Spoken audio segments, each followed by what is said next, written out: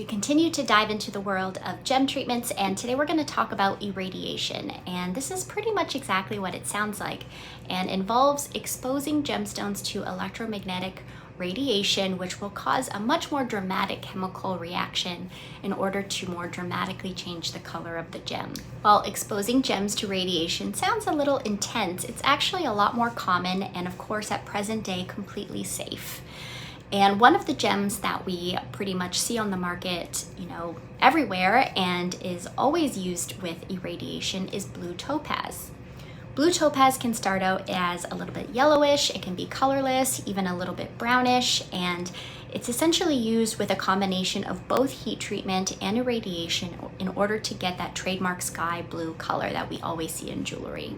It's also interesting to note that when blue topaz does appear in nature, it is very light toned, sky blue, as I mentioned before. So some of these darker, more saturated blues that we've seen on the market in recent years, which are sometimes marketed as London Blue Topaz, it's a very dark, almost greenish blue color. These are definitely treated because topaz does not appear in nature with this hue. Some other gemstones that are more commonly irradiated include some lighter tones of tourmaline, which are sometimes treated in order to get more saturated, brighter pink and reddish colors like a rubellite. And also freshwater pearls are sometimes irradiated in order to give them a more metallic sheen. And this kind of helps them imitate more higher quality saltwater pearls. And on a side note, it's also interesting to note that lower quality freshwater pearls are also pretty much always bleached and sometimes dyed. And this is to create, more kind of fashion appropriate jewelry, things that are more trendy, such as like pink pearls, for example. And as mentioned, to get kind of more of an interesting luster and overtone, all things that tend to imitate higher quality South Sea and Tahitian pearls. Now, as promised, some of the gem treatments that you may want to be a little more wary of and maybe even avoid include glass-filled gemstones. Glass filling treatment is especially seen in lower quality rubies, and essentially their fractures, surface reaching fractures, and other breaks in the gem are essentially filled with molten glass in order to give it of course, a higher clarity and better appearance. But to be honest, sometimes they can be composed in the end of more glass than actual gemstone material. So, this is possibly not what you're looking for in a ruby. And of course, these gems should be offered at, appropriate price points, something definitely at the low end of the market. But you do have to be very careful because, of course, glass is not a very hard material. And while ruby is very hard, if the treated gem has a lot of glass in it, it could be very easily, damaged and have breaks and fractures, and it's not something you're going to really be able to repair. So this is definitely something you want to be a little more careful.